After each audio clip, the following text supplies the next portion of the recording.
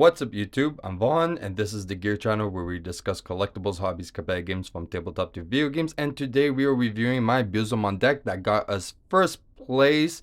Now let me tell you, we did do a few minor changes. We're going to point out especially which cards that we did replace, but it's a lot more consistent now, and at the same time it did take into effect as the new mulligan rule as well. So there is definitely an increase in consistency that you're playing, because when you have a mulligan in any format, it does actually change your deck build, because then you might not have to play so many copies of specific cards because you do have an additional chances of drawing, and especially that now we're drawing the 5 cards first instead of doing security first, that actually changed a lot. Now, before we begin, a friendly reminder, as always, to like and subscribe because it really helps the channel a lot and I do really appreciate it. So for the Digi Eggs, we are starting with our 4 Demi-Meramons. So Demi-Meramon, like I said before, definitely for the draw power, very fast paced. You definitely need draw power in this specific build because you already have so many cards that's going to help you mill anyway. So it's very good to have draw power as well. Then we're going to go straight into the options first. So we have 4 Darkness Wave, because the whole idea of this specific deck is that you need the options, and Darkness Wave really speeds up that process. So if you guys haven't seen the match duel, definitely recommend to watch this video because it really demonstrates how good this card is. Then we have 4 Miss Memory Boost as well. Definitely good as Darkness Wave. You get the draw 1 instead of the additional 3rd mill, but also for follow-up turn you have additional 2 memory, which is very good, and this is why you don't need to play with so many tamers as well, because it's very easy to accumulate memory in this deck. Like Death Slingers that you have to play 4 because the amount that you are milling is just ridiculous. Then we have 4 Rival Barrage, which is an amazing card. It doesn't matter the location of this card, it's always good. If it's in your security, it's good. If it's in your hand, it's good. If it's in your trash, because it was trash from the top of your deck, it is very good. And this just lets you get so many cards back into your hand. So this is why you don't really have to max out on specific cards at 4, because it's very easy to get them back into your hand. So definitely a really good card, and I know some of you might find it expensive if you play it from your hand, but this deck really accumulates quite a bit of memory, so it's not really that expensive to pay 7. Then we have 2 Jack Raids, which is definitely mandatory because you are able to recycle this multiple times, and depending on the order that you are placing your options, you can make it very easily to be drawn into by Digivolutions, or even some of your other abilities that you have for drawing a card, like your Demi-Meramon or Miss Memory Boost as well. So this is why it's very important to keep track of the order that you're placing your cards.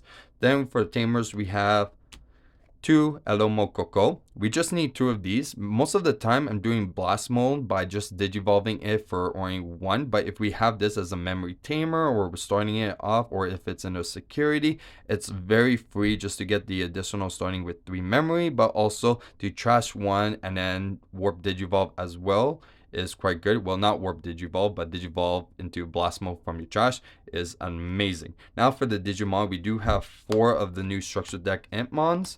Definitely mandatory to play because it's very easy to get 20 cards in your trash, so you could really explode with this specific Impmon. And also don't forget his inherent ability: when a card is trash, you get to delete a Digimon that's level 3. So this is, sometimes I even forget that ability, but definitely if there's like a nuisance card, like what is it, Gabumon or something that's restricting you from gaining memory, this inherent ability can definitely remove those type of Digimon. Then we have 3 Impmon from EX2, which is very good because when it's trash, you trash additional 3 cards, but also on play, you get to add a Buzomon or a Elomo Coco, and the Buzomon is just a Buzomon in its name, so you could get blast mode to your hand as well.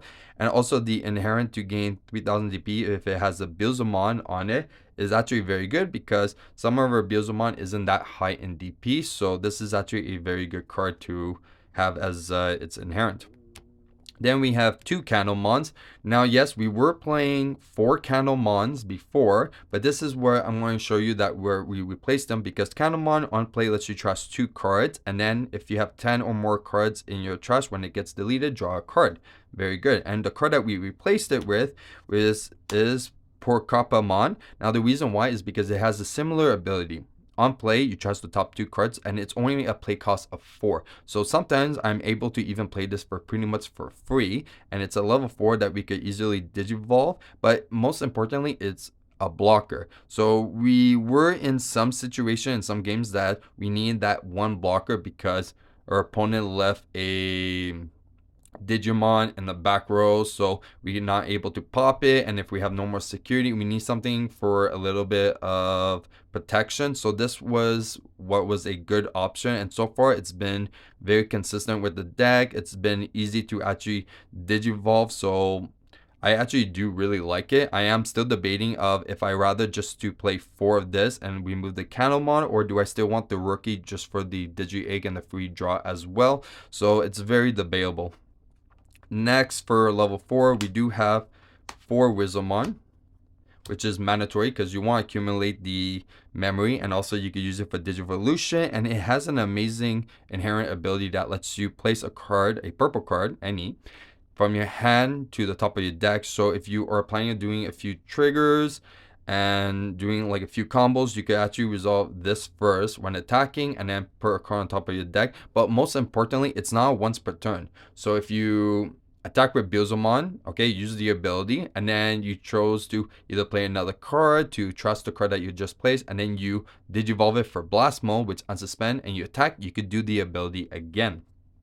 Next, for level 5, we're only playing 3 Skull Santamons because we don't really need that many level 5s, because a lot of our ways cheat the Digivolution like requirements that we usually need. So, and Santamon, we don't really want to see too much because it doesn't have other use like Wizardmon. Wizardmon, at least when it gets trashed, it gains a memory. Skull Santamon, not so much. So we do want to see at least one Skull Santamon constantly. Either it could be in the trash or in her hand, but we want to see it around. So at least Barrage could actually add it back to her hand. So very good card. Okay, now for the Buzomons, we do have 3 Buzomon from EX2. I don't see it being too necessary to play 4 at the moment. Okay, when the new Buzomon X comes out, maybe I might switch it out. But besides that, I'm very happy with 3 Buzomons at the moment. And then we have our 3 structure deck Buzomon. Now this is what was changed in the deck, because we took out the BT2 Buzomon because we were playing 1 of that and 2 of this. So now I wanted it to be more consistent, following like this path and doing like the mill. And it's very easy to actually now stack Digivolve with Barrage. So I didn't feel like it was too necessary to have that warp anymore. So this is why we're playing 3 now of the Buzomon from the structure deck.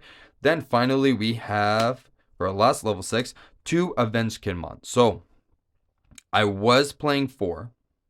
Okay, I switched it out because yes, the new mulligan rule definitely did change quite a bit, and this is not a card that you want to see so many copies of. Okay, so you want to just have 1 and then you could save it for the very end, so it's not an issue for that. If you're at a point that this could be very valuable, then that means you're already at a winning position and you don't really necessarily need the Avenged Kidmon. This card is mostly there that you're not too choked up to a point that you cannot trust any additional cards, or that you have to avoid trashing anymore. So this is what Avenged Kidmon helps with. So it's very important to play Avenged Kidmon in this deck.